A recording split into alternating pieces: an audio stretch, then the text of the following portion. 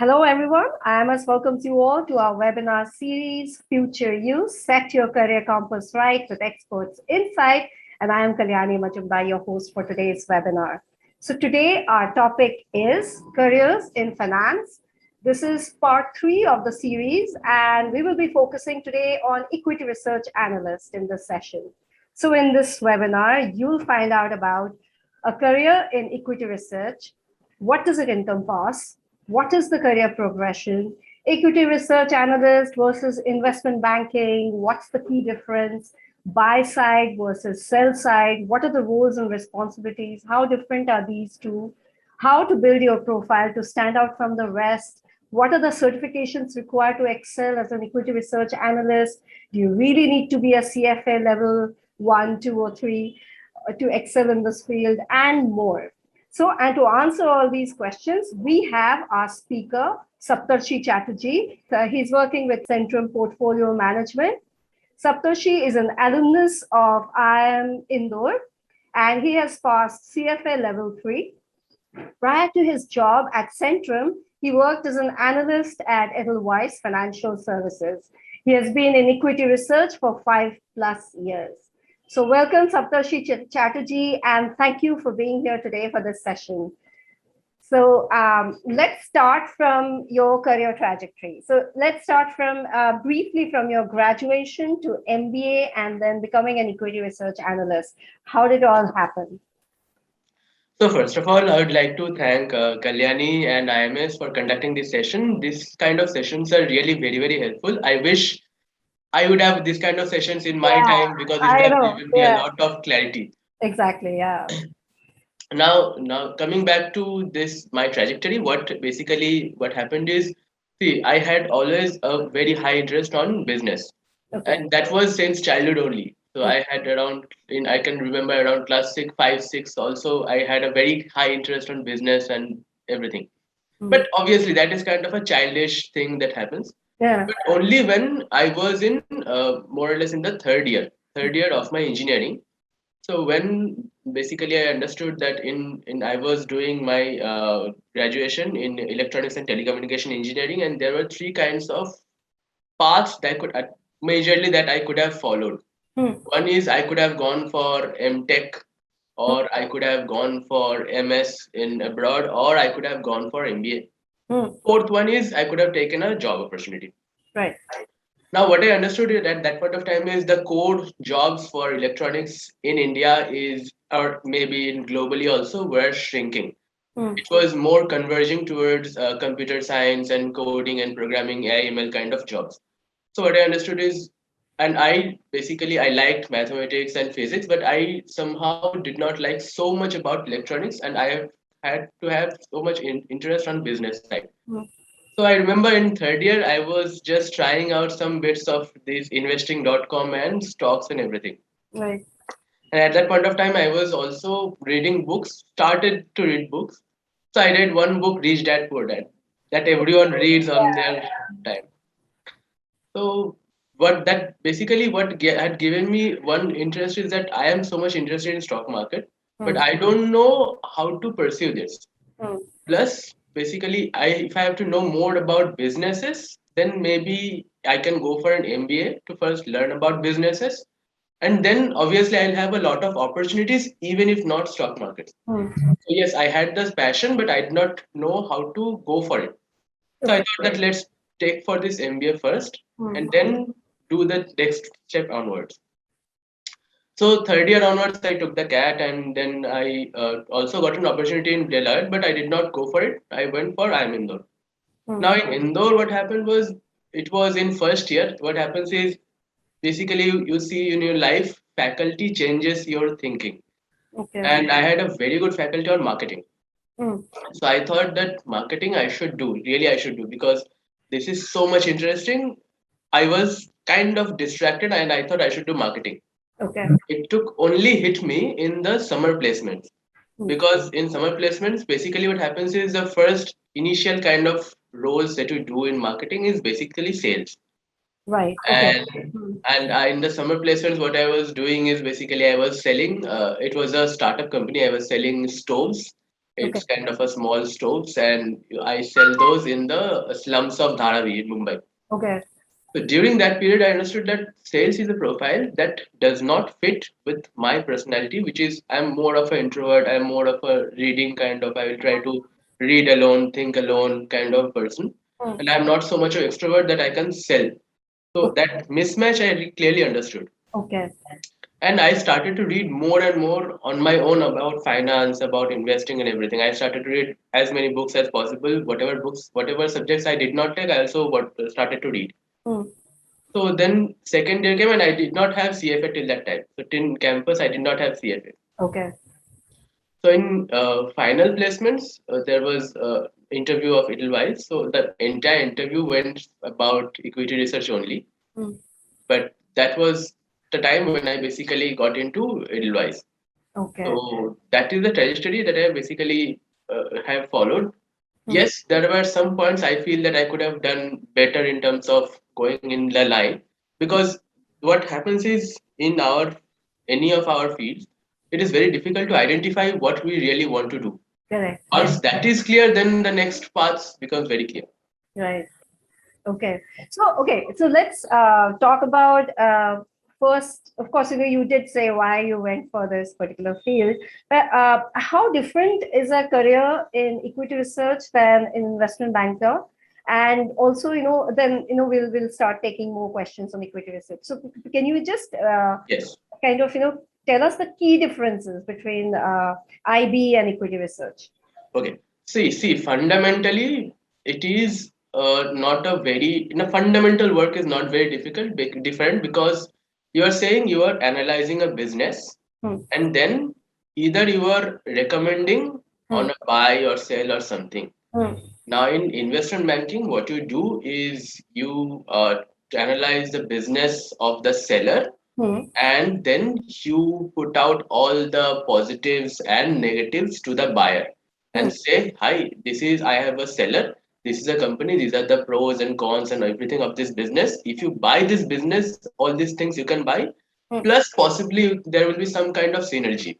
Okay. So this is more of a private kind of investments, Hmm. where you are kind of pitching from the buyer side or from the seller side. Either all can happen.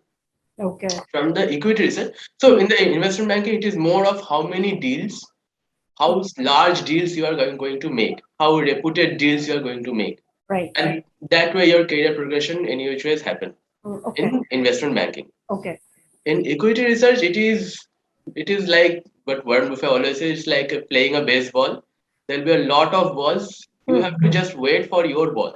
So it is Okay. like you will analyze a lot of businesses. Only when you find the right business at right valuation, then basically you invest at whatever amount you can. Hmm. Obviously, you will have to keep in mind a lot of risks about it. But in equity research, is more about waiting for the right moment, about right business with right valuation, Okay. and then you invest on your own, or you recommend to invest. Hmm. Hmm. There, it is not about how many recommendations you are making, how large recommendations you are making, or how large investments you are making. Yes, in a portfolio, it matters how much is the concentration, but Hmm. overall, it matters is how good your analysis is and whether it turns out to be true over a period of time. So there is a difference between investment banking and equity research, that Hmm. in investment banking, the success is known at that time. So let's say you are making a deal between a buyer and seller. If Hmm. the deal happens, you are successful. Most Okay. probably, if the deal goes through and the synergy is realized, you are successful. Only after a couple of years, you will know that synergy is realized or not, but that is up to the concern of the buyer and the seller. The Okay. deal is already made. So Okay. that is your success. Versus in equity research, what you do is you are betting now. Today you are betting. After a couple of years, you will know whether your bet was right or not, whether your hypothesis was right or not. Hmm. So it is always a game of patience. Hmm. Okay. So, what exactly is the job description of an equity research analyst in detail, as in Sure. step by step? Yeah. So the job description or job description And many times. also because you are in the buy side, right? So you can also talk a little bit more about the buy side. Yeah. Yes. Hmm. So I'll talk about both the sides, Hmm. buy side and sell side. Okay. So basically, the work of an equity research analyst is to analyze the business, as it says, to research and analyze. Now, what we'll do is the paths to follow the research is you go through the annual reports, quarterly presentations, and all whatever news articles, whatever you can, you have to read and analyze how good the business is, what kind of competitive advantages this business has. Okay. Now, it may seem very subjective at this moment, Mm. but once you analyze, let's say, 10 companies of one sector, you will get a hang over it that yes, this company A is better than company B. That you get once you read a lot of businesses in one sector and then businesses across sectors. Mm. That is one. Number two is that you will do financial modeling. So Okay. financial modeling is basically to understand how nitty-gritties of the business is flowing in terms of numbers, Okay. and then you do a valuation on that. So you get a broadly understanding of how the valuation should be, whether it is very highly excessively overvalued or undervalued, where it is. Okay. Third is there is a difference between sell side and buy side. Is in sell side, basically what they do is they pitch their investment recommendations to the buy side investors. Okay. So let's say in for sell side, so let's say that sell side analyst will have one key top investment picks. Mm. They will discuss in detail about why they like this investment to the fund managers, buy side investments, CIOs, all the people who are going to make the investments Okay. versus in buy side. So roughly you can take around 30-35% of the time Mm. of the sell side analyst goes in talking with the fund managers and CIOs. Mm. Mm. Versus in buy side, what happens is that time is not there because you don't have to talk to 20 fund managers. You have to talk to only one fund manager, your fund manager or your CIO. Okay. So that way, that time is basically done in on other sectors. So what happens in general for one sell side analyst covers generally one or maximum two sectors. Okay. That is it. For buy side analyst, it is around at least 3-4 sectors they track for buy side Okay. because they have this extra time, Mm. 30-35% extra time. They don't have to pitch to other fund managers. They Okay. have this extra time, Mm. so they can now focus on other sectors and get an understanding that what kind of business to invest. Okay. So in summary, what I'm trying to say is one is that reading and thinking, that Mm. is the one about the businesses, all annual reports and quarterly presentations. Mm. Second is financial modeling. Third is presentation. Presentation in terms of writing clearly, speaking clearly about your investment arguments. And fourth is basically tracking. Once you have made your investment arguments, quarterly or yearly, whatever frequency you may have, Mm. based on that, you have to track your hypothesis or investment thesis every periodically. Okay. Okay. Yeah. Let's take some questions. Okay. One is a lot of people are asking about, is CFA really very important? Is it really something that, it's recommended for somebody, who would like to excel in equity research? So that is one. Yeah. You can answer this. So, see, basically in campus placements, it Hmm. is an added advantage. That is for sure. So, Okay. during campus placements, if you have CFA, Hmm. so these are what I would say is a CV selection criteria. So in Okay. interview, they will not ask you, okay, you have gone through CFA level one, level two, level three. Now let's talk about this concept. No, Hmm.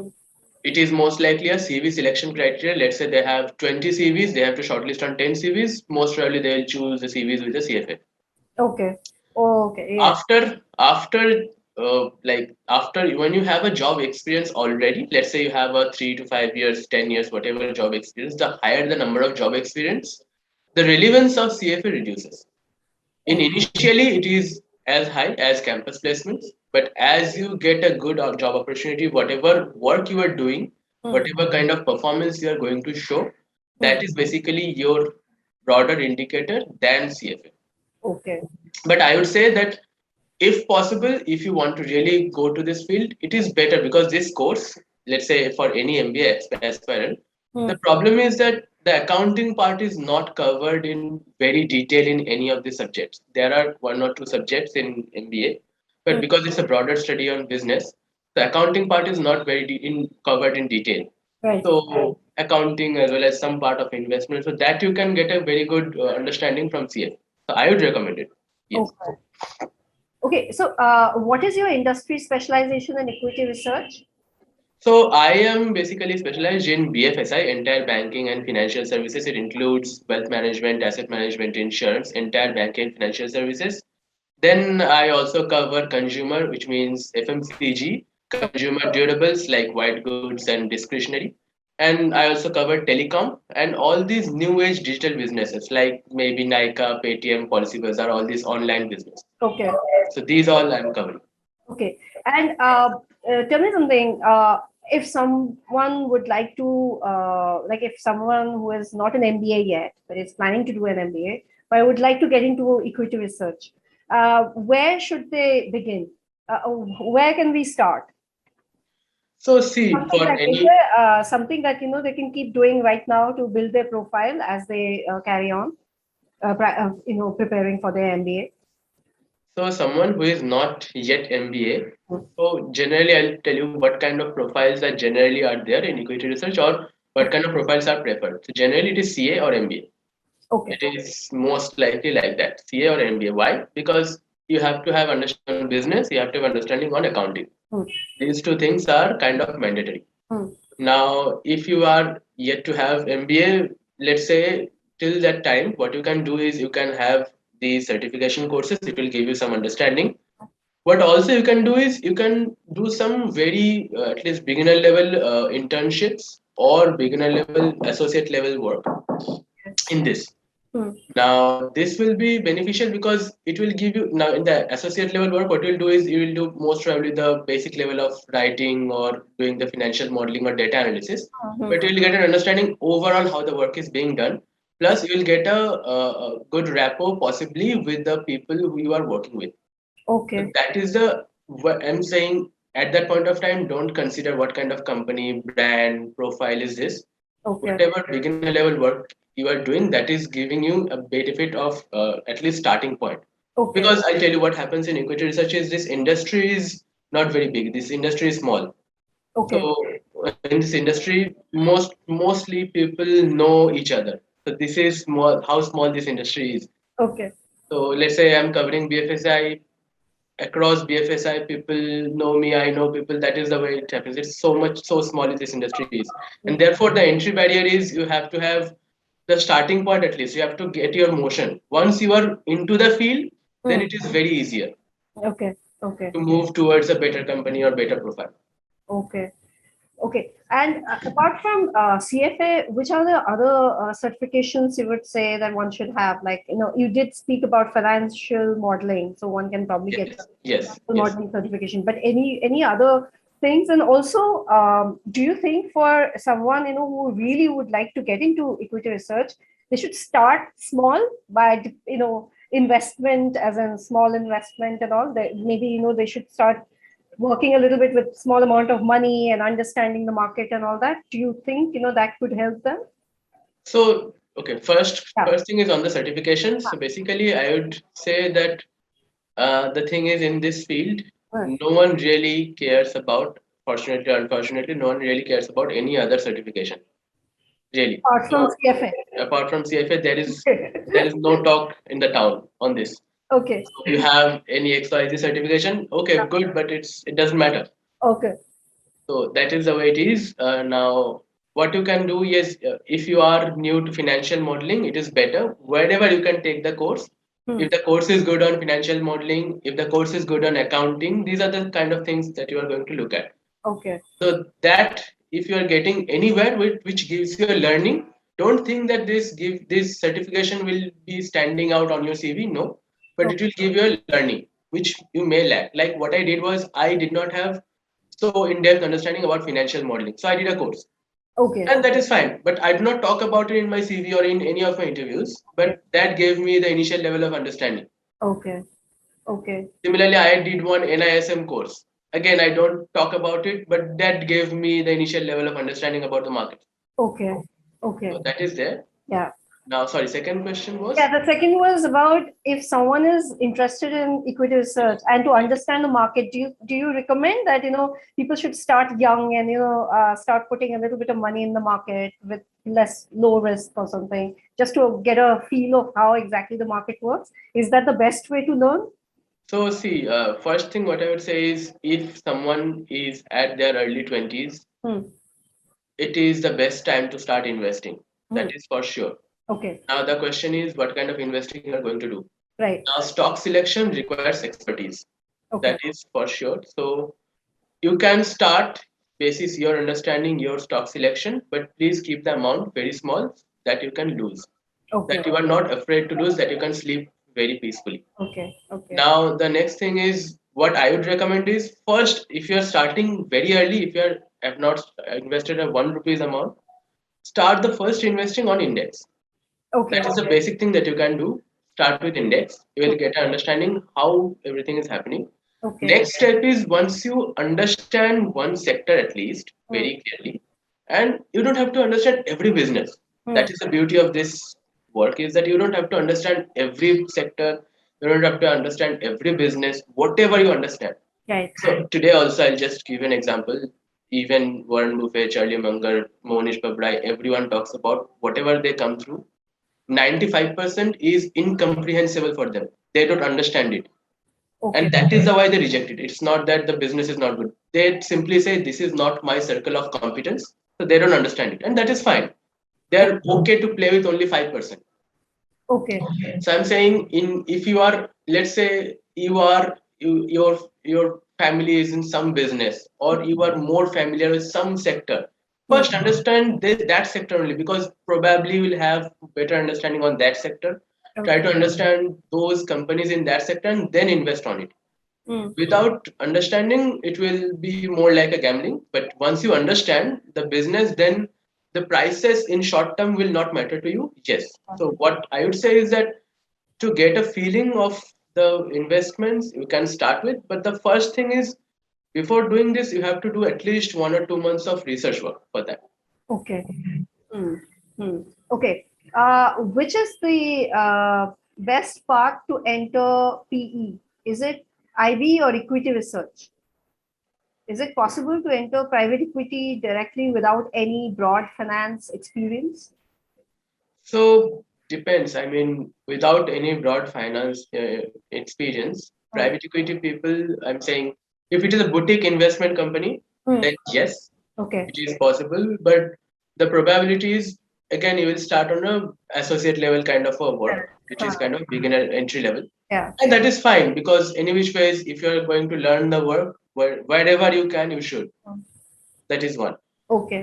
Now, for if you ask me whether IB or ER is better, Hmm. I don't have a bias of any of these, Hmm. because ultimately what you're doing is you are kind of analyzing business for private, where the only difference is between IB and ER is that, let's say in PE, Hmm. you are recommending to buy the business. Only thing you had in equity research in listed equities is you have the price in the market. You just know dip up and down of the prices, which is not available in private. That is fine, Okay. because that most of the cases are misleading. You will have a one quote only in the private equity. Okay. But the thing is, in private equity investments, you have to think for a very long term. Okay. Most of the cases, it is very long term investments. Okay. So mindset can be slightly different. And Okay. I would say that anyone who has a that kind of mindset and all the concepts in place, Hmm. whether he or she is in IB or ER, I don't think there is a bias. Okay. Someone has done NISM certification. Now, he would like to know, he wants to grow more, but not able to find the right internship. What should I do now? So again, I would say that the NISM certifications are good, but what I would recommend is that this is not a competitive advantage. Okay. So even when I did, I was understood that this course is maybe good for as a beginner level, but this is not a competitive advantage. This will not stand out across people when I'm appearing for interview or any job selection. Hmm. So what I would recommend is probably you can start with CFA level one or something. Okay. At the same time, what you can try is that LinkedIn is a good platform that you know to send good cold emails. Now, I understand that most of the in 100 cold emails, you will get a reply of one. But Okay. the thing is, first thing is, what I understood better is that when you send someone about your profile that you want to work or you're very interested, but give something first. it is like that. Don't say that I want to have this job opportunity, please recommend me or please give me this. That is not the way any human's mind works. What Okay. you can do is, let's say you analyze some business, whatever your understanding is, you analyze some business and you send a one pager, two pager note, your understanding about it.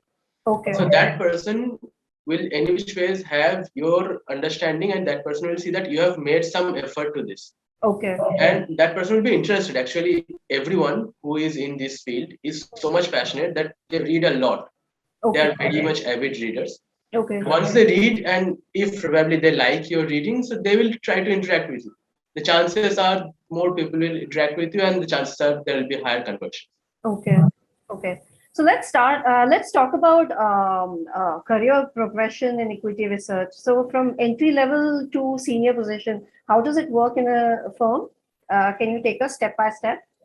So it is slightly different from sell side and buy side. Okay. So for sell side, it is more like you start with an associate level. Okay. So it can be similar in buy side also. Basically, you are an associate who is assisting an analyst. Okay. So what analyst does is he generally builds, because he or she understands the sector. Hmm. So he or she builds the hypothesis that because of A, B, C, these three reasons, Hmm. this company is going to do better. Okay. Now, but this is an hypothesis, which means that if this happens, this company will do better. If this happens, this company will do better. Hmm. But all the data, they don't have so much time to work on these. Therefore, they need the associates. So the associates' work is Hmm. generally analyze the data, present the data in the format that is required. That is one. Number two is help in writing and basically pitching, sometimes pitching about the stocks. Okay. Now, because there can be having a lot of fund manager on the sell side, Hmm. so many a times, generally, analysts can also have their associates on the call so that they will also pitch on their behalf. Hmm. Hmm. So apart from this data and financial modeling, so financial modeling is something that you have to do. So financial modeling is a beginning level work that you will do, and that will give a very detailed level understanding about the business. How Okay. one business is very different from other business, Okay. although they might look very similar. Okay. Now that is the role of the associate. Once after doing this a couple of times and also you upgrade yourself Hmm. about the understanding of the sector, you upgrade to the analyst level. Hmm. This is similar going as buy and sell side, similar. Okay. So you upgrade to a junior analyst. Okay. The role of a junior analyst is similar to an associate, but he or she understands the sector better. So what happens is an associate may present the data. Okay, your hypothesis was this. Now this is the data. Hmm. Now you have your judgment whether this hypothesis works or not. Okay. But a junior analyst says, okay, this is the data. Maybe this hypothesis is not true, but this is true. So he or she adds another level of understanding, observations, many things. He Okay. or she can also build a lot of hypotheses on their own, various insights. He or she look for data. He will add value to this. Basically, it's kind of value addition. Okay. Now, once you are in the sector for a certain amount of time, and that amount of time depends on everyone, how much time everyone takes to understand and get a network in this sector. So once that happens, you upgrade yourself to a senior analyst. Okay. Now, a senior analyst, basically kind of a veteran in sell side. Generally, a senior analyst can be 10 years, 15 years experienced people. Okay. Now, again, sell side people are only focusing on one sector Okay. in most of the cases. So therefore, they will kind of spend their life on one sector because they know every nitty-gritties of business. They Right. know in depth of every business in that sector. Mm-hmm. So that is the sell side thing. After you are becoming a senior analyst, so in a sell side, what can happen is you can upgrade yourself to the head of equity research. Okay. That is the highest kind of thing you can achieve in this field particularly. Okay. So what will happen is then once you have an understanding of one sector as a senior analyst, Hmm. and probably you are also covering over a period of time. Let's say you have already have a 10 years of experience. After 5 years, you started to cover because you know many people, because you know other sectors dynamics also. Hmm. So probability is maybe once you have a 15, 20 years experience, you'll have understanding of 3, 4 sectors Okay. in very detail. Hmm. Now you are ready to become an head of equity research. Basically, uh, leading a team of senior analysts. Hmm. Okay. And this is on the sell side.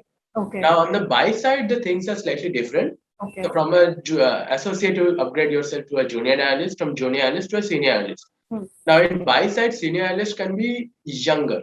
So, it can be, let's say, 5 years or 8 years or 10 years kind of experience, Okay. maybe slightly younger than a senior analyst. Okay. But in buy side, your trajectory is more towards becoming a fund manager. Okay. So once you are a senior analyst, Hmm. basically that senior analyst will not be covering only one sector. He or she will be covering at least 3, 4 sectors, at least. So therefore, he or she is making himself or herself ready to becoming a fund manager. So the next step is he or she will start with a small fund. Then over a period of time, if his or her performance is really going good, Hmm. they will start to manage higher amount of fund. And possibly, if after a certain period of time, let's say 5 years, 10 years, I don't know, based on their performance, their how good they're doing, Hmm. they can become the CIO. That is the final level. So Okay. a CIO's role is basically lead a team of fund managers. Okay. And fund managers in turn manage the investment funds across the strategy. Right. Okay. So Okay. this is the broad career trajectory. Okay. About CFA again, a lot of people would like to know your CFA journey. How did you clear CFA from step by step? And were questions from CFA asked during MBA interviews? I have cleared 2 levels, so how much should I know from CFA curriculum during my interview? So, see, for CFA, I'll talk about first my trajectory. Basically, I did not do CFA during my MBA days. I should have.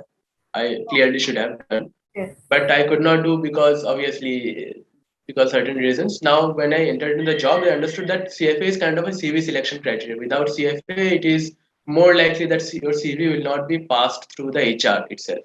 Okay. Now, for Okay. CFA, what I did was Hmm. when I joined Edelweiss, that year itself, I started to do level one. So Okay. then every year I did this level 1, 2, 3 during the job itself. Okay. It will be hectic. It will be always be hectic, even if you are doing it during the student life when you are in MBA days, or you are doing during the job days. So it will be that those 3 years will be slightly hectic, but it is worth it. Right. It is definitely worth it. Hmm. And so I'll say that CFA, I think level one is more of a memory based kind of a level. Hmm. Level two is more on high conception, and that is good. Level two is in good in terms. Level three is also similar to that. So once you have level two and level three, and if you are in depth with concepts, Hmm. so basically you will have a good understanding. This is not sufficient. I'm saying this is required. What Okay. is sufficient? Because accounting is a very vast subject and may not be covered within the CFA curriculum entirely. Yes, there will be as much covering as possible, but not sufficient. What you have to go through is there are kind of books available. Yeah. So I think one book I'd recommend that's coming to my mind is Financial Shenanigans. This is a really good book on accounting and how accounting frauds have happened over the history. Okay. What kind of checks you have to do, and that forensics is now being done across all good investment managers. Okay. So I think that is a good thing that one everyone should really read. Hmm. And in interview, basically people will ask about a very simple concepts. Hmm. And if you are good with the simple concepts, then you will excel. Okay. Since you were talking about books, can you recommend some more books for that can really help bringing in the interest in equity research? Yes, Yeah. yes. So see, one book that everyone Yeah. I think should start with, The Intelligent Investor by Ben Graham. That Yes. is for sure. Hmm. Then I'd recommend on One Upon Wall Street by Peter Lynch. That is a good book. That book gives you what are the categories of companies that you should divide in your mind map and then invest. That Okay. is good. Hmm.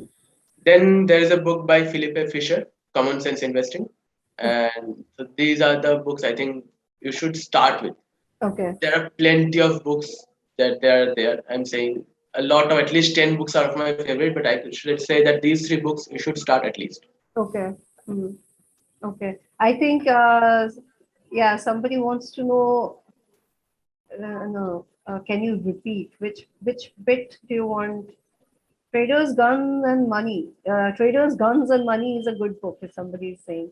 Yeah. So I'd say it's one thing I just Yeah. want to clarify is that there is a difference between trading and investing. Okay. I do not have any understanding or bias towards traders and speculators. More power to them. It is them. They're building this liquidity in the system so that we can buy stocks cheap. Okay. It is for them we are surviving. That is for sure. But it is not our philosophy. We Right. don't buy today, sell tomorrow. If we buy, we want to hold for some amount of time. It may be 2 years, 5 years, whatever. But speculation and trading is a different ball game altogether, and there are a huge amount of books are there. What I was talking about only investing. Hmm. So, is degree compulsory for equity research if candidate has relevant skills of accounting, business analysis? Would he be chosen for this role? The problem is that you have to show your competence to someone. No, let's say if you are talking to an head of research or CIO and you are able to show your skills through what you know, Hmm. they will hire for sure. But the hurdle is how you can reach them. If you know someone already, that is fine. But if you do not have, unfortunately for our system or any of these systems in these job applications, what happens is it goes through the HR and then towards managers and everyone. Okay. So once, if you are having interview with, let's say, any analyst also, they will approve because if you know the concept, that's fine for them. The Hmm. work has to be done. They Right. don't care about your degree or anything. Right. But the problem is most probably most of the cases it will not pass through the HR. So what you can do is again you can reach out to the analysts or CI or head of research with your piece of research, what you know, what you have written. Okay. So that will give them understanding. Okay, this guy or this person knows about it. Let's give him or her a chance. Okay. Okay. Um, can you talk about any books that can give you the Indian perspective for equity research? Yeah, for the market. So I'm saying thing is there are a lot of books on Indian investing, but what I find is Hmm. so basically, two things are there in investing. One is you have to find a good business Hmm. and a good valuation. Now, finding a good business is similar across the world. Okay. Therefore, you will see that whoever are the big investment managers, they are present globally. Yes, Indian equity markets are probably slightly different in terms of volatility, in terms of bias and everything.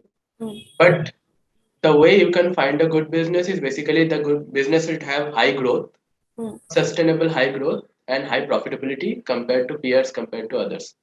They should meet at least their cost of capital. Okay. And they should have high competitive advantage, which means that anyone should not cannot replace them and they should have the pricing power. Hmm. So at least if these three, four things are matching and then that if that business is run by a good people, Hmm. which means that they have a good vision, they take care of their vision and mission and also their people and Okay. they have good culture of building the organization for a sustainable period, not quarter to quarter. Right. So if all these things happen, then you find kind of a good business. Next thing is how much is the valuation of the business and what the right valuation should be. Hmm. There you do your judgment, your DCF models of cash flows and everything. Hmm. And there you make a guess with a margin of safety. Okay, the valuation is cheap. We Hmm. can enter. Okay. Now, this formula is similar across the world. It doesn't matter. Only thing is, in every market, you will see some sectors in some pockets of companies will be very cheap with all these criteria. You have to be just a bargain hunter. The market is similar across the places. You have to be a bargain hunter to do this. Hmm. So yes, I'm saying let's coming back to this key whether there are books in Indian markets. I'm saying yes, there are books, but I would still say if you're starting, you can start with these like Intelligent Investor, One Up on Wall Street. These books will be really good for you to understand what a good business are, like Okay. value investing books. Whatever Hmm. top 10 books are there, that is relevant for every market. Okay. Okay. Since you said that you did an MBA first and then CFA, but our MBA aspirants, if they have the opportunity to complete first the CFA, so which one do you think should come first, CFA or MBA? Or is it the other way around? So the thing is, if you have CFA first, Hmm. so the advantage you will have is in your summer placements. Hmm. So in your summer placements, when the good MNC companies, what people talk about and hype about, Correct. Okay. only after passing through the college, after 2 3 years, you will understand there was a myth and mystical hype about these companies and about these roles. But in reality, what matters is whether you are liking the job or not. Right. But again, if you are having CFA at least level 1 also prior to MBA or during MBA, that will help you in the summer and final placements. Hmm. Two is that if you have these courses, obviously your concepts should be better than other people applying for the similar roles. Okay. So I would say yes, if you can have these before MBA or during MBA, this is always better. Okay. But nonetheless, if you do not have, there is no reason that you should be upset. Okay. Okay. Uh, so, can you talk about a little bit about how different your roles were at Edelweiss and Centrum, or was it similar? No, so Edelweiss, it was more of a business analysis and valuations, and it was more on the bank's side. Yeah. So it was more like analysis of the business and then coming towards valuation, and Edelweiss is more of a quant-based structure. Okay. So that was there, but in Edelweiss, I was not covering apart from BFSI. Okay. But in Centrum, when I came, it was more of a fundamental investing with a 2 to 5 year horizon, and it is more of a long term thinking. Okay. Plus, what I added is the other sectors like consumer, telecom, all these sectors that I added. So Hmm. that is there. The other point is that in Centrum is that I have started to manage a kind of a micro fund in Centrum, and that is good to have understanding about all other sectors that I'm not covering also. Okay. So that forces me to understand businesses again to other sectors, and therefore it gives me a better understanding about business in my sector to compare. Okay. So Centrum, I would say that Edelweiss is kind of a building blocks for me. Centrum is more of a second level, which is giving me a good experience in terms of analyst as well as fund management. Hmm. Hmm. Okay. Okay. So, can you talk a little bit about your you did say that why you chose to be on the buy side. So, can you talk a little bit about the skill sets that you require to excel as an equity research analyst? So, if you can talk about top three hardcore skills and three soft skills, if you need soft skills, that is. Yeah. So it is most of the cases because I said initially that this is a very small field, Hmm. and only thing is the entry is very difficult, but once you enter, it can be easier. Hmm. Having said that, so basically you do not choose whether you're buy side or sell side. Whatever opportunity you get, I Yeah. would recommend you should enter if you're really passionate about it. Okay. Next, you can change whenever you are sell side to buy side to sell side, whatever you prefer, you can change. Hmm. So initially, I did not have so much understanding about buy side and sell side, so I did not choose very specifically. It was just happened like that, and I am fortunate that I started with that because Okay. I'm fortunate that I'm in buy side because at the end of the day, the thing is in sell side. Let's say I'm covering a sector and I'm covering 10 stocks are in my coverage. Okay. I don't have the flexibility that this company is not looking so good. I'll not cover it Hmm. because this is in my coverage list. Whether it is a good investment or a bad investment, I'll have to cover it. Because if I'm giving a sell recommendation also, I'll have to cover it. Hmm. In buy side, let's say I do not like the company A because of ABC reasons, Hmm. I will not cover it because I know I'm not going to make investments in it. So Right. there is no reason to cover it. I will only focus on companies where I can see the bargain. That is the beauty of this field. So this is a good thing. Hmm. Now, sorry, what was your second thing? Yeah. So, what are the soft The skills? soft skills and hard skills. So see, for sell side, I would say so for both of these, Hmm. basically, if you love reading, this Hmm. is always a plus point Okay. because entire day you'd be reading. Entire day it's a reading work because Okay. you will read annual reports, quarterly presentations, everything. Mm. You will read, you will understand, you will analyze in your brain what is happening, you will try to compare things. That is one. Number two is, if you are good with numbers, that is a plus point, because it is more about facts than your biases. It does not matter how much you like the product of any company. Mm. It is about how good the business are, Okay. and business fundamentals or how good the business are over a period of time should result into numbers. Mm. If they are not resulting into numbers, that does not make sense. You are not making money. Okay. Yeah. So you should be good with numbers, because numbers and facts basically gives you logical arguments why you should invest in this business and not in this. Okay. So these are the two, I think, things, skills one should have. Third is kind of a Excel and financial modeling. Mm. To have in this kind of roles, what is there. I know a lot of people are there who are investing a large sum of money. You Mm. also know them, and they do not do any of this Excel work. Mm. They Right. can numbers in their brain, that is okay and fine for them. Mm. But if you have to work in this field, it is basically easier for us if you can do on Excel. It is just in front of you. Yeah. Too much of Excel is again poisonous, but yes, Excel is a good skill to have Mm. Mm. with financial model. Okay. So these three, I would say, in terms of hard, soft, may I would say that, see, in sales side it is more prevalent. Is it you have to write and speak very briefly but clearly.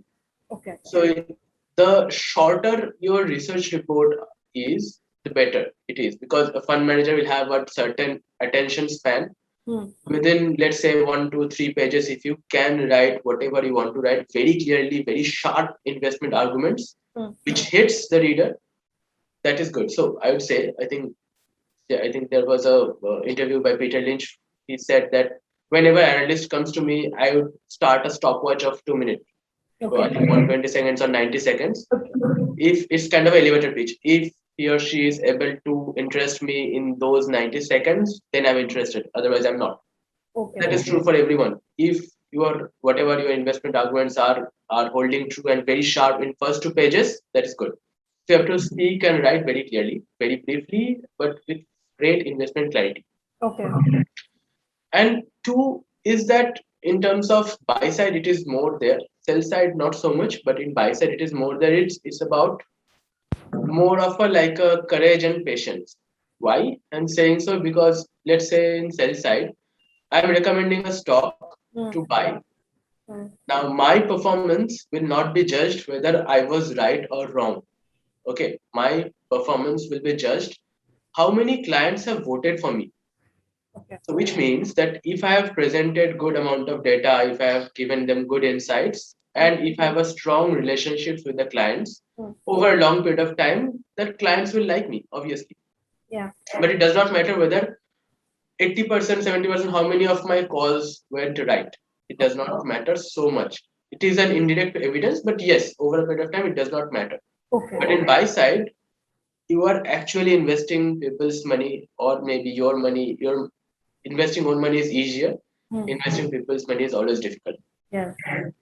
So once you are making those investments, you are taking a bet, and to take, so only you outperform when you take larger bet, when on a contrarian basis. Basically, when a market is going something on different side, they are saying the stock is useless, but you are saying the stock is valuable. Basically, you are making a contrarian bet.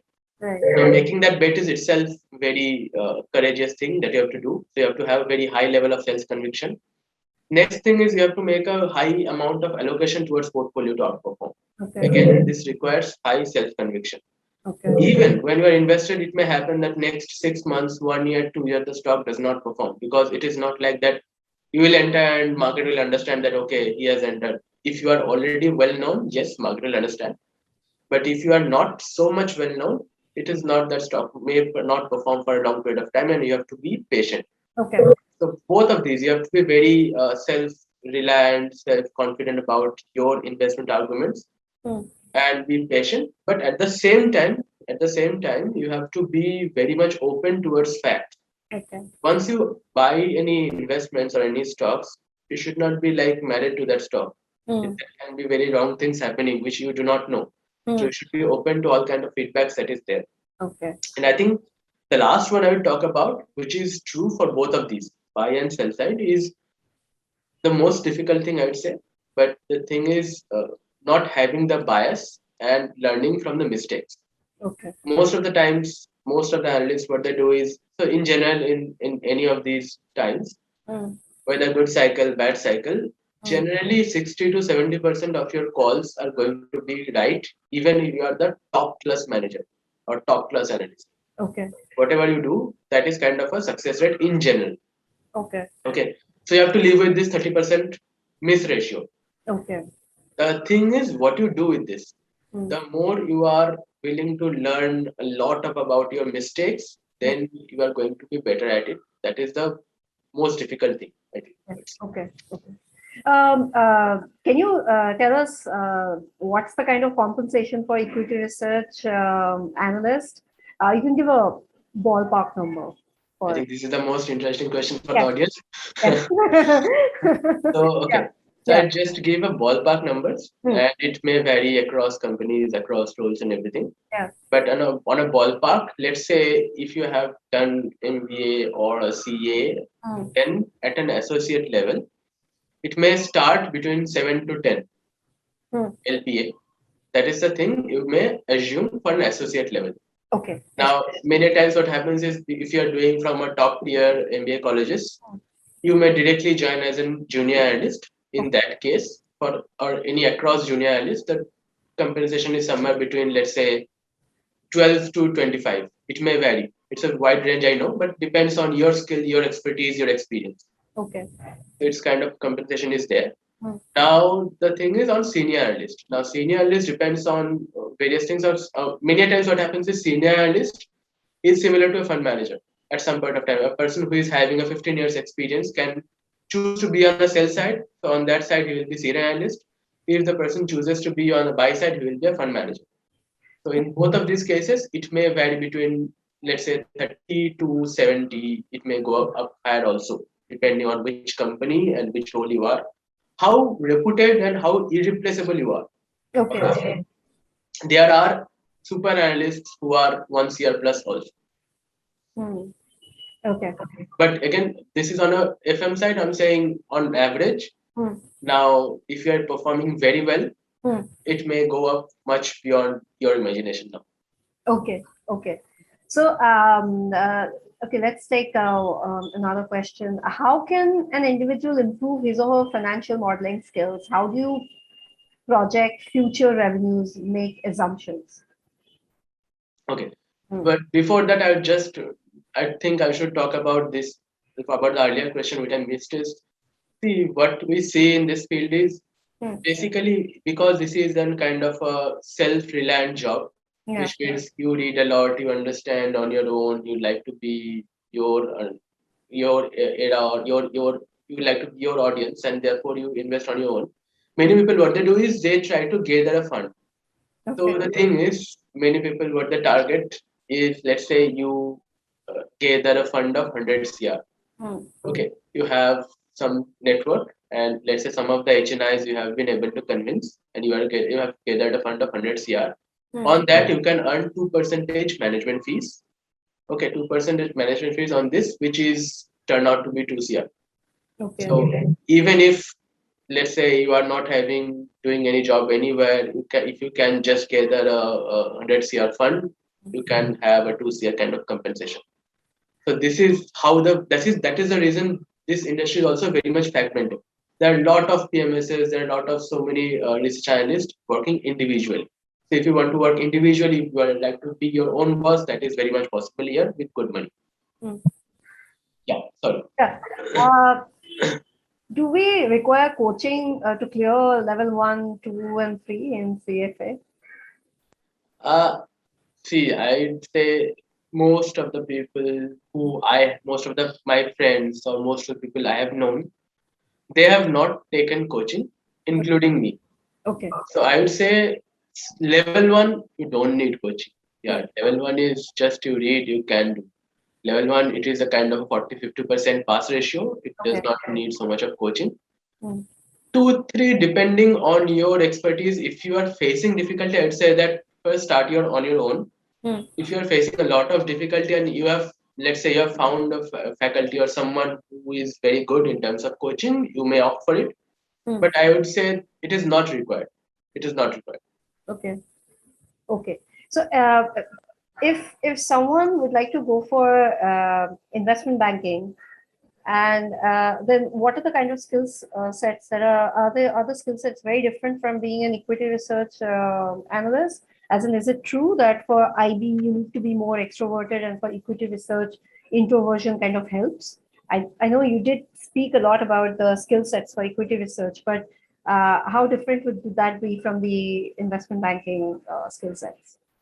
So for see investment banking, like I said earlier, your performance depends on mostly how many number of deals you are making, Okay. how large and reputed deals you are making. Hmm.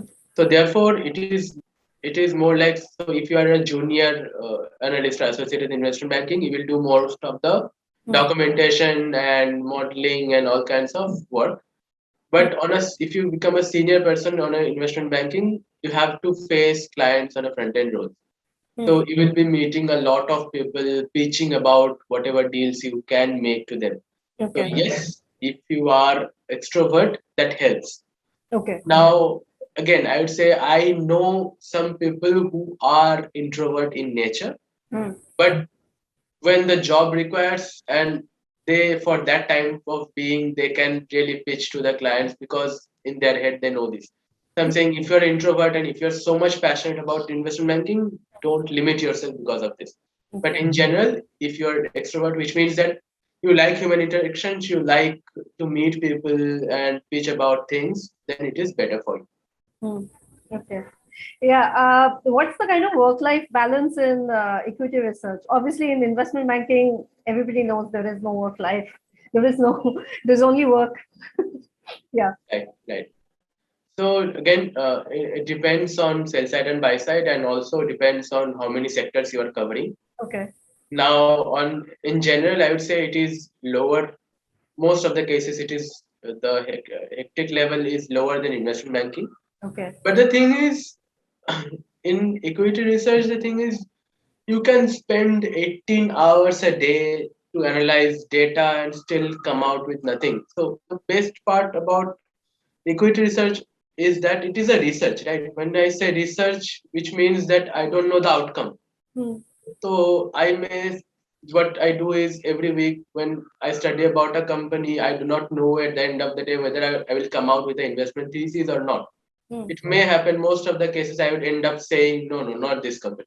Hmm. Again, not this company. Yeah. So if this is a research, we may spend 18 hours a day, 20 hours a day just analyzing data, and it may sound that most of these will be noises. Hmm. But over a period of time, I would say over a period of time, what you get a hang over it is because you will understand what to look at. Okay. So see, all these good investment managers, Hmm. or let's say whoever is world globally renowned managers, Hmm. when they read annual reports, Hmm. it is not that they read very faster than us. It's not like that. Yeah. Only thing is they know what to read. Okay. So In they're a managing their 120, time. They're managing their time, basically. yes, so in a 200 pages annual report, they know what to read. Hmm. Initially, when I began, I read entire 200 pages. Okay. Today, I read probably maybe around 80 pages. Hmm. The more I know that what to read and what to really extract, Hmm. this what to really analyze, that things becomes shrink. Hmm. So your quality of analysis as it gets higher, the Hmm. time spent becomes lower. But Hmm. having said that, I would say that any analyst on a equity research platform, any fund manager you say, generally they spend at least 8 9 hours a day at least on these reading analysis work. But then again, as far as the work life is concerned, equity research is not as stressful as, say, some other fields, right? So let me tell you something. Uh, so in this field, like in any other field, Mm. the more passionate you are, the better chances of success. Yeah. It is Mm. this is That's, true. yeah. Now, having said that, what happens is whenever, let's say, I have seen that in most of the cases, in most of my friends, what I see is 95% of the people are not happy with the jobs they have. Versus what I've seen in this field Investment is banker. They're investment bankers. no, no, no. I'm saying I have friends across MBA. So Okay. in my batchmates, wherever I see in Okay. my graduation people, wherever I see, at least 95% of people are not happy with their jobs. Mm. Now, in equity research, what I see is 95% of people are passionate about what they're doing. Mm. Okay. So this is just the reverse, and that is very intriguing. Why Mm. is because only those people who are really loving it without any outcome, Mm. without any thinking about the outcome, they are sustaining it, they are surviving it. Okay. Now, I'll tell you. So generally, my uh, work starts around, let's say, 8:30, Mm. about starting the news and everything. Mm. By 5:36, I can wrap up. Okay. That's done. I can wrap up. If I do very diligently, I can wrap up. So there's a huge time I can have. Mm. Mm. But Mm. the part is, what most of these analysts like is after that also they like enjoying like these things. They like reading things Mm. because there is a lot of things to know and read, and that helps them. It's kind of fun. Mm. It's not like I'm doing by obligations, and therefore even after I wrap up office, I come to home. Still, I'm checking something or else because it is giving me fun. Nothing else. Yeah. If I choose, I may go to a party or something like that also. That's fine. Mm. But it is fun for everyone. Yeah, so better work-life balance. Yeah, so how do beginners pick value stocks, or how do they decide upon investing in which scheme or indices? Can you please give example, small real-life example of fundamental analysis? Yeah, sure. So again, I would just come with these concepts of One Upon Wall Street by Peter Lynch. There he has talked about six kind of investments. Mm, One is kind of, let's say, fast growing companies, mm, which is more prevalent in the market and which generally tends to do better. mm, Now, what can be a fast growing company? Let's say take the example of a Bajaj Finance. mm. This company in last, apart from the COVID year, in last 6 7 years, they have grown their asset under management by 35% plus.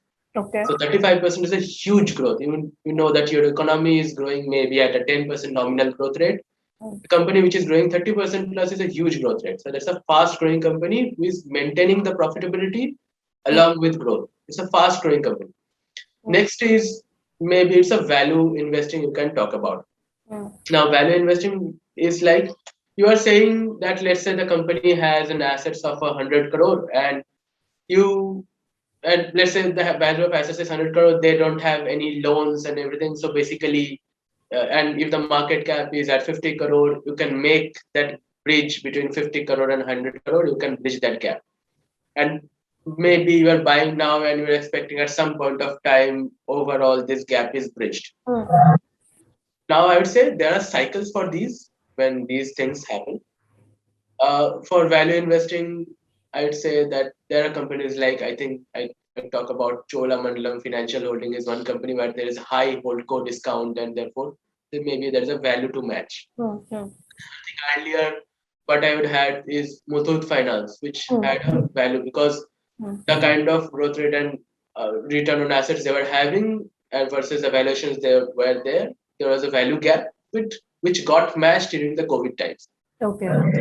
Now, what I would say is that these are different kinds of investing, and across cycles, these Mm, things turn up and down. So basically, there can be a period between this year and this year, value investing works better than growth, and mm, then the next growth investing works better than value. mm, So yes, it is better when you invest any of these businesses, try to categorize in these, mm. and it is always better to have the portfolio across all these categories because you do not know how the cycle will turn to which favor. Okay. Okay.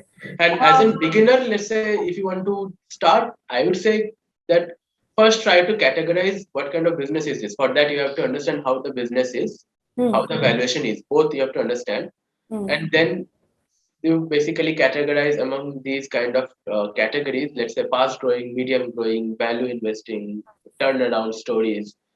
So once you do these, then probably you can start a very minimal amount of allocations towards this. Okay.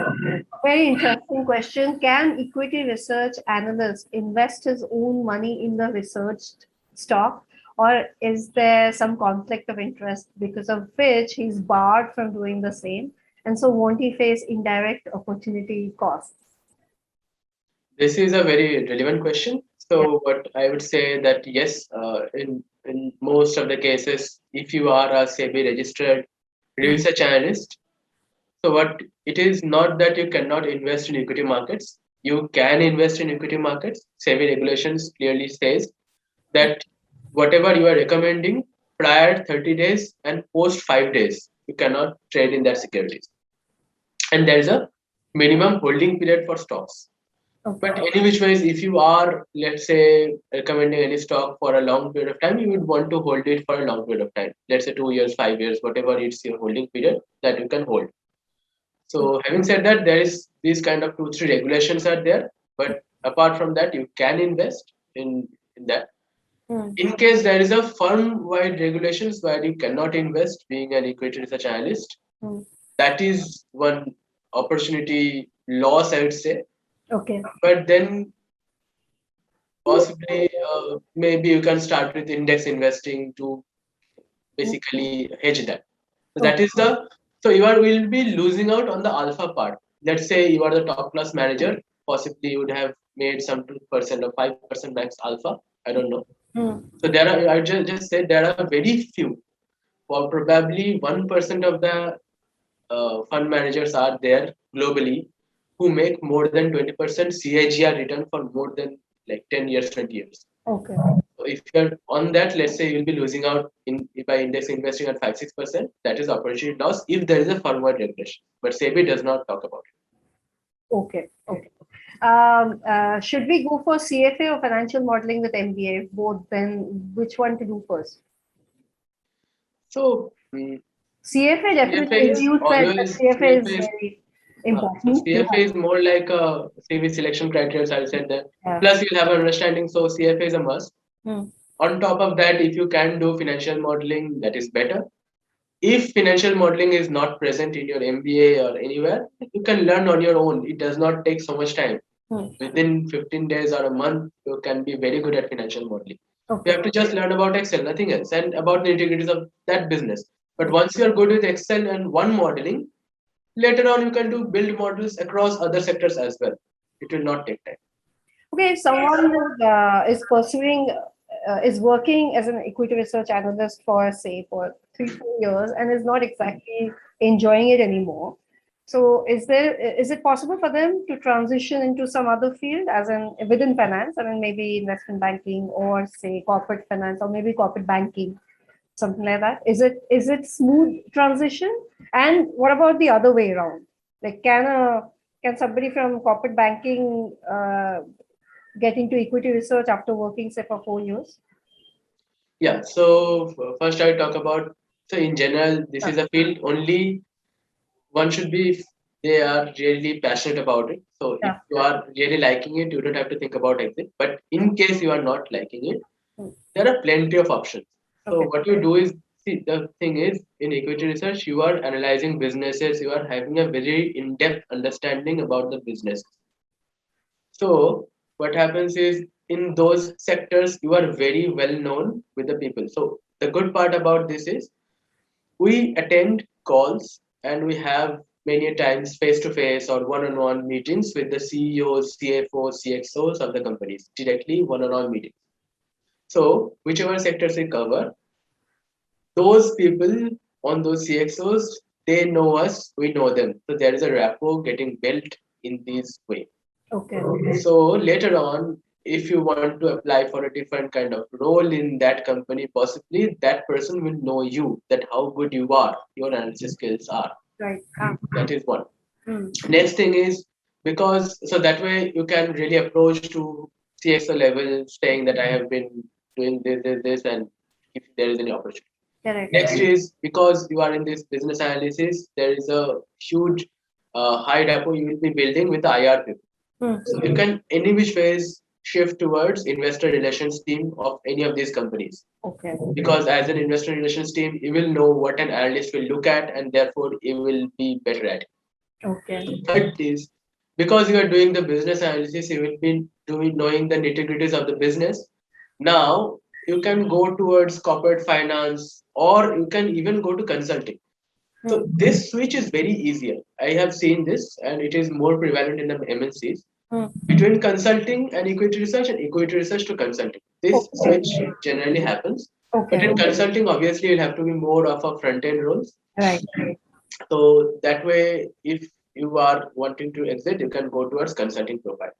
Okay. Now, all these consulting, corporate finance, IR, or any kind of roles, let's say I'm tracking banking. Tomorrow, if I want to go for corporate finance or a banking profile or a business analysis profile or analytics profile, not data analytics, but normal business analytics, it would be very easier. And I'm just letting you know that there are a lot of opportunities that come to me which is not related to equity research.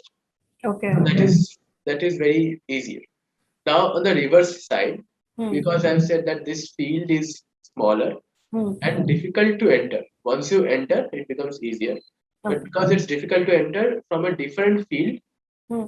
it can be going really difficult. It is better if you have a referral plus or you have a let's say CFA and then you have a good knowledge about accounting and everything. So the reverse is slightly difficult, but if you try persistently, let's say for some time, if you are patient, patience is something you have to have in this field. So if you are having patience, then you will land up. That's for sure. Okay. There's a question. Can we get into venture capital after equity research? So it is similar. I'm saying Hmm. PEVC, what they're doing is same. They're doing the business analysis and then they're making a bet whether they should go for the investments or not. Only thing they do not have is a listed market saying this is the price today. Hmm. Apart from that, there is not much difference. And another thing is possibly the investment horizons are slightly longer. So yes, there are lot of opportunities are there. You can move from equity research of public equities towards private equities, which can be PE or VC. It Hmm. is perfectly, I would say, easy and smooth. Okay. And you said that it's difficult to enter the field. Why is it difficult? As in, yeah. So see, I'd say that in general. So what the thing is, the structure of this role is, let's say you are an analyst Hmm. and you understand business. Hmm. And I think Monish at some point of time argued this very well. Is basically when you are analyzing a business, Hmm. 90% plus cases you are rejecting business. Okay. Right? Because that does not fit well with your thinking, your competence, and everything. Hmm. Now, if you're keeping an analyst is approaching to you with 10 ideas and you are rejecting 9 of them, Hmm. it's not pleasant. Correct. And after all, Okay. many times may happen that his or her understanding and thinking process may not match with you. Hmm. Most of the times, what happens is they'd like to be on an individual investor, individual. They don't need analyst. Even today, you'd say that Warren does not need an analyst. Charlie does not need an analyst. They work on their own. So, Yeah. because of this structural reason, the companies or small companies they don't need much of the analyst. Okay. Only in case of institutional businesses, Hmm. sell side institutional or buy side institutional, there is a requirement of analyst. Hmm. So that makes structurally the industry to be a smaller size. Okay.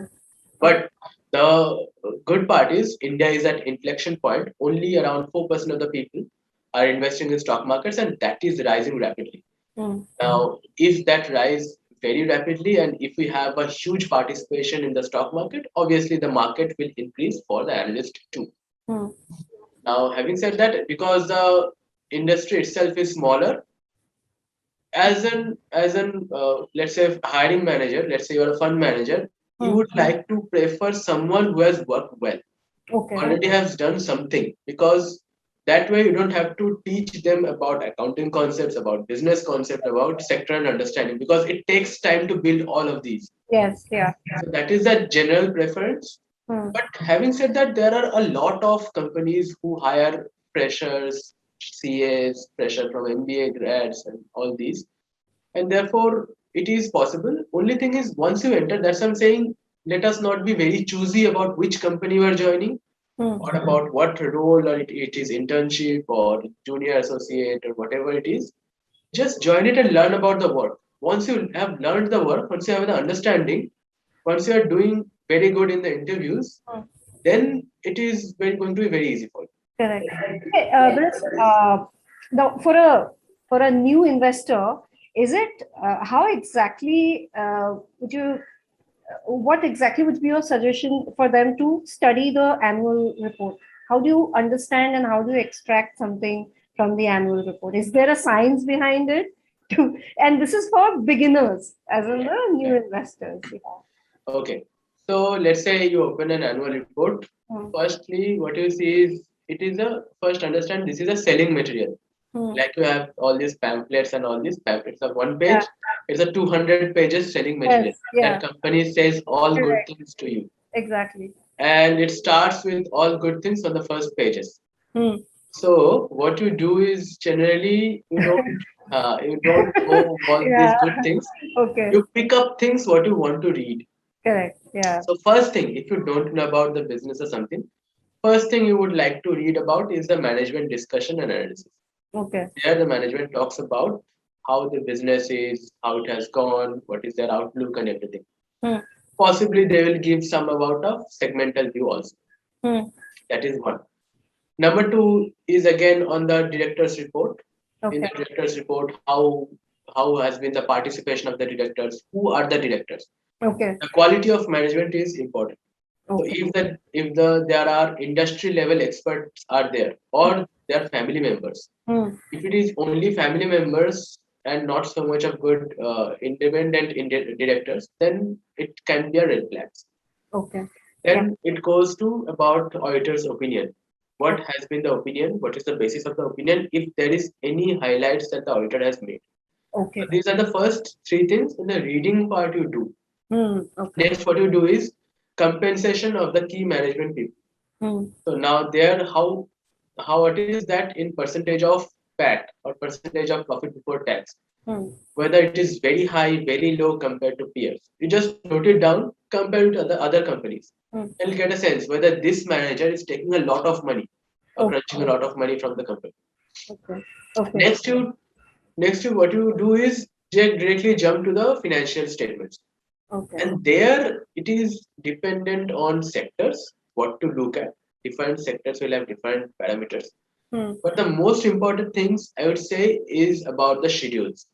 Okay. You do not want to miss the schedules because schedules tells us a lot. Correct. Okay. And it will give us so which schedule to look depends on what kind of sector it is. Okay. But the more you go into schedules of these companies over time series and over comparing to the peers, Hmm. you will understand the feeling. Just let's say I'm giving an example. Let's say I'm talking about a FMCG company. Hmm. Okay. Now, how much that company spends on legal and professional expenses? How much that company spends on advertising expenses? How much is the freight expenses? Hmm. So these are the three things that you can compare compared to let's say revenue Okay. over time series over peers, and you will get an understanding who is spending more now compared to earlier. Okay. And if there is more to read, Hmm. there are a lot of things to read, like how is the capital work in progress if it is very, very high. Hmm. So I'll tell you, there are a lot of ways to steal money from the company. And a lot of companies in India are dirty companies, Okay. which we do not want to touch. Hmm. Hmm. So forensics is very much important. Therefore, I would say that read the book, maybe Financial Shenanigans, you will get a very good understanding about it. Okay. So there are a lot of ratios that you can make for yourself, Hmm. and then you try to plug in those numbers from the annual report and get a sense what is happening. Okay. Okay. Okay. So Okay. these are, I think, Hmm. three parts. One is MDA, director's report. Second is auditor and KMP remuneration, all these, and third is financial statements and the schedules. Okay.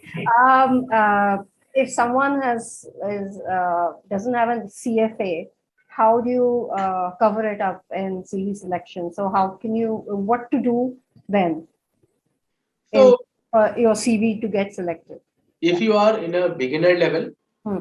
so I would recommend that you have it, or possibly if you have a referral that works for you, that's better. Okay. If you are already experienced, Hmm. then it does not matter so much. Okay. Okay, it is about let's say you are already an analyst, or you are a fund manager, or you are a senior analyst. You have already shown your capabilities, your client votes, or your fund performance, everything. Hmm. So over a period of time, you already have a track record of how you work really well. So then it does not matter what degree you have or Okay. anything. But I'm saying up till level two, whatever point of time you are in life. Let's say I'm just saying I know one fund manager who is giving CFA level two now. Hmm. That is fine, yeah. I mean, saying Right. because they want to write in their, let's say, in their websites or something like that. Uh, That is slightly better, and also because it's a globally renowned. So hmm. let's say you're applying to an MNC or something like that. Hmm. That will be well regarded. Okay. So the way you can make it up is basically you can have the experience over. But still, I would say at any point of time, if you are in life, you want to do it, you can do it. Yeah. Okay. Okay. Before we wrap up, do you have one suggestion for the MBA aspirants and people? If you have any questions, you can reach out to Saptarshee Chatterjee on his LinkedIn, and you can message him. He'll answer you your questions and your queries. Yeah, Saptarshee, can you give us a suggestion for our MBA aspirant before we wrap up? Yeah, sure. So basically, see, I tell you about one thing, what I realized, and that realization is same across all of us, but it happens with time only. Hmm. That is, when we start preparation for CAT or any MBA exam, because it's a competitive exam, Hmm. inherently we try to become or we become very much competitive. Okay. And that carries forward when we enter B school also. Yeah. And B school will give you a more vibe about higher competitiveness because there you have everyone who is good or better than you. Hmm. Everyone has been the first person or like the toppers of the colleges and there. Hmm. Hmm. But, but the myth is the MBA colleges will or B schools and the placement committees and everyone will talk about some myths, which Okay. are that this field is a cream field, Hmm. this company is a cream company, this brand is a cream brand, and if you do not make it, your life is in vain. Hmm. I'll tell you that this is true for all of us, our batchmates, our juniors, our seniors, across everyone. Hmm. Once you are out of the B school, none of these myths are true. Okay. Only thing that makes sense is how good is your Monday. Okay. If you are willing to do your work on a Monday morning very happily, if you are eager to do, then it makes sense. Otherwise, no one is going to talk about, okay, you are in this field or this company. Right. It is not there. And one more thing is that we thought a lot. At least we made this mistake is we thought that one or two LPAs or three LPAs in packages are very different, or this company versus this company is very. I'm so not so good because I've got this one, or I've got maybe three LPA lower than the person in my room, or something like that.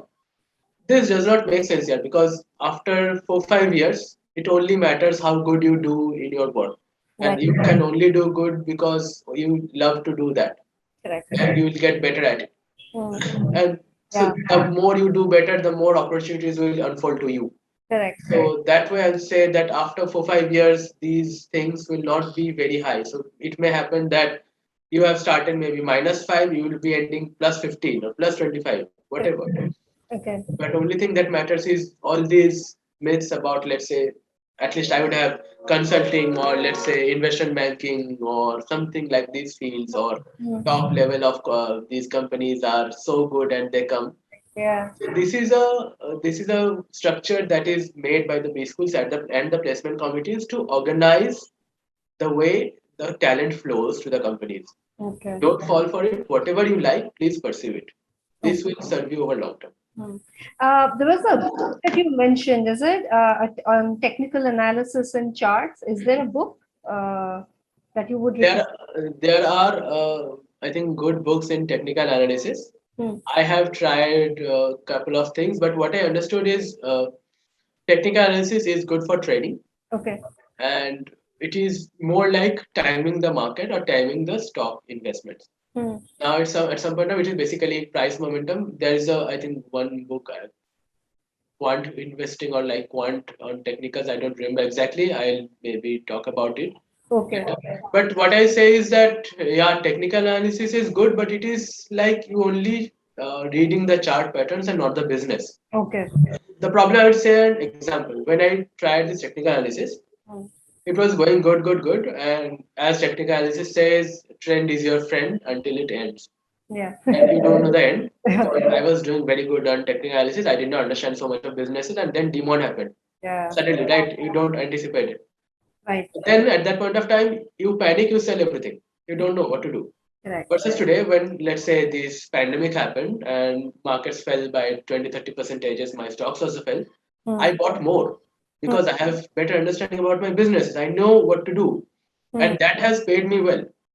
So that is kind of a difference that is there. Yes, there are a lot of books. Whatever you search for, let's say top 5 books on technical analysis, yes, those are good. Hmm. But I would say also try to learn more about businesses because that will serve you better. What I'll tell you what the repercussions are. Hmm. If you are a good technical analyst, your your job profile will be limited to a technical analyst, and you will never be a CIO. That's for sure, Yeah. or a head of equity research. That's for sure. Hmm. Hmm. So that way, that is you are limiting your own potential only. Yeah. Okay. Yeah. Yeah. Thanks. Okay. I would like to, before we wrap up, I would like to thank all of our attendees. Thank you so much. All the questions were great.